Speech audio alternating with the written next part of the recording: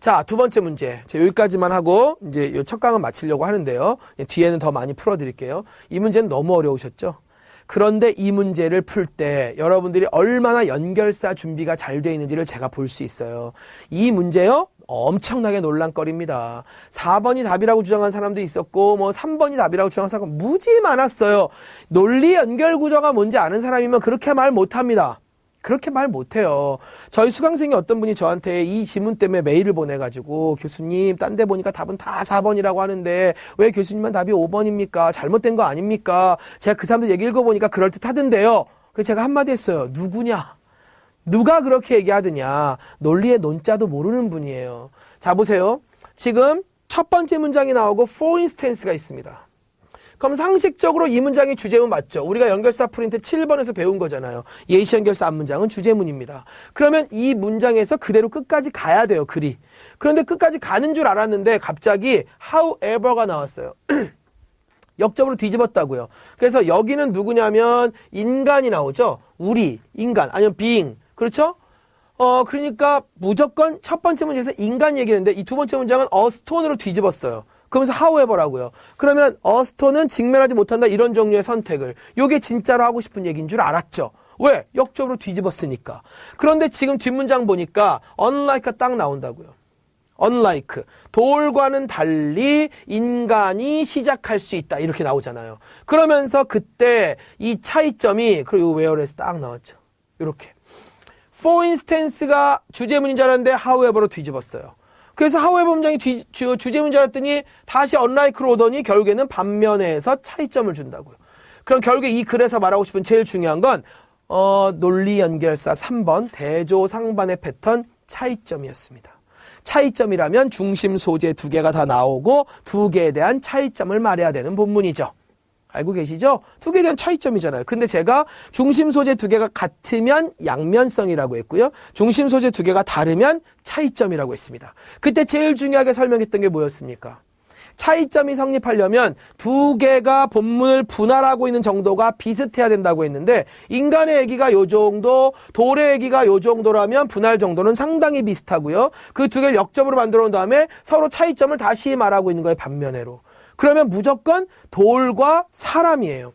돌과 사람. 그럼 그 두 개의 중심 소재가 반드시 보기에 다 있어야 돼요, 없어야 돼요? 있어야죠. 그 두 개의 차이점인데. 근데 여기는 인간만 있어요. 여긴요, 돌만 있어요. 안 된단 말이에요. 여긴 인간도 돌도 없어요. 이건 도대체 무슨 얘기인지 모르겠고요.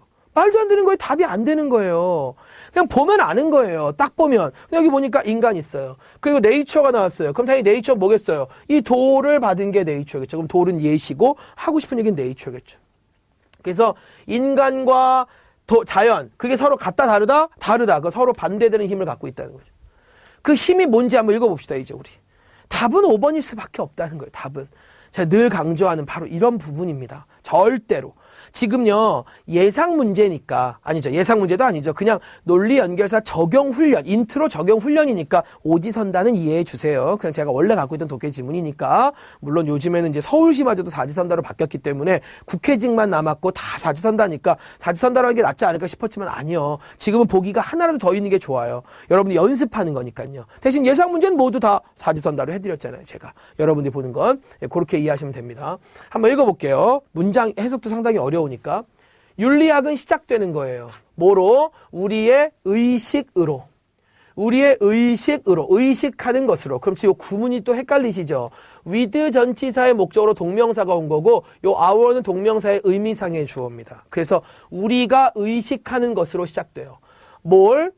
우리가 선택하는 거, 우리가 어떻게 행동할지. 그럼 윤리학이라는 건 뭐냐? 우리가 머릿속에 생각해서 뭘 행동할지 선택하는 것에서 윤리학이 시작된다. 그러니까 너무 배가 고픈데 큰일 났네. 젖빵을 훔칠까 말까. 훔치는 애도 있고 안 훔치는 애도 있는 거잖아요. 그거에 대한 논리적 근거를 제시한 게 장발장 아닙니까? 똑같은 거잖아요, 결국에는.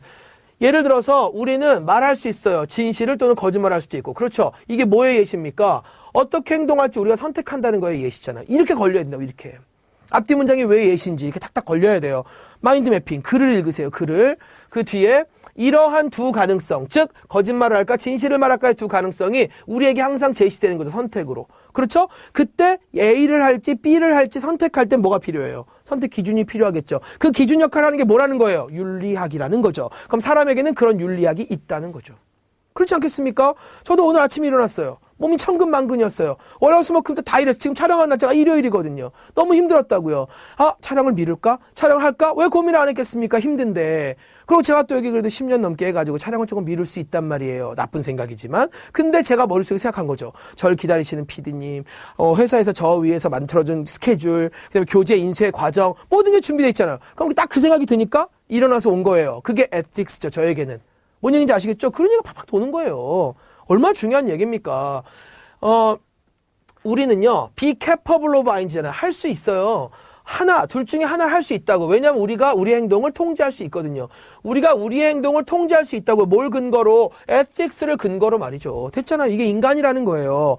여기까지 나오고 글이 끝났거나 계속 요 내용으로 이어졌다면 당연히 4번이 정답이겠죠. 인간, 선택에 대한 인식. 그렇겠죠. 인간은 내가 선택을 했는 걸 인식한다. 윤리학으로. 그렇게 나왔겠죠. 근데 그러나로 뒤집히잖아요.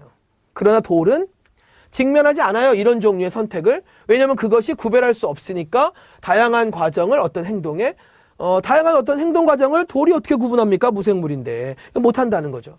여기 지금 distinguish between 보이세요? distinguish between. 이게 별표 노트에 보면 구별의 from이라고 다 나와 있어요. 구별의 from. 그래서 distinguish, tell, know, disentangle 이렇게 나와 있고요. distinguish는 A from B뿐만 아니라 between A and B도 쓸 수 있다. 뭐 이렇게 써 있습니다. 다 보시면 돼요. 그런 게 한꺼번에 살아있는 거잖아요. 이런 건 누가 뭐래도 수요동사고요. 수동태. 수요동사의 수동태라고 볼 수 있는 거죠. 아니 뭐 그냥 수동태라고 봐도 되고요. 어쨌든 돌은요 행동할 수 있대요. 단지 어떤 방식으로? 외부의 힘이 그것이 행동하게끔 만드는 방식으로 말이죠.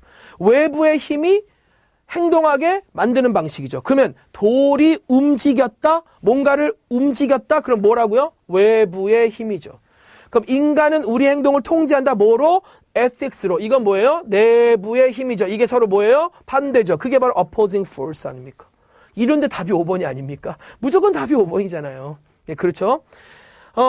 돌과는 달리 인간은 시작할 수 있죠. 어떤 행동을 자기 스스로 또는 남자 여자니까 스스로 말이죠. 그때 차이는 돌은 의식을 못한다는 거죠. 가능성에 대해서. 반면에 인간은요. 의식을 하는 거죠. 그들이 진정한 대안을 선택하고 있다는 걸 인식하는 거죠. 왜? 인간은 내적인 힘에서 했으니까 돌은 외부 힘에 의해서 했으니까 지는 모르는 거죠. 그러니까 서로 반대되는 힘, 바로 인간과 자연이죠. 그럼 뒤로 이어질 내용이 더 있다면 무슨 얘기가 있을까요? 아마 긍정적으로 쓴다면 인간의 이런 내적인 힘이 자연을 움직이면서 인간이 자연을 지배하는 만물의 영장이 되었다라고 할 수도 있고요. 조금 마이너스로 간다면 인간 때문에 환경이 파괴되었다라고 갈 수도 있겠죠. 이런 내용까지 글을 읽을 수 있다면 다 배운 겁니다. 다.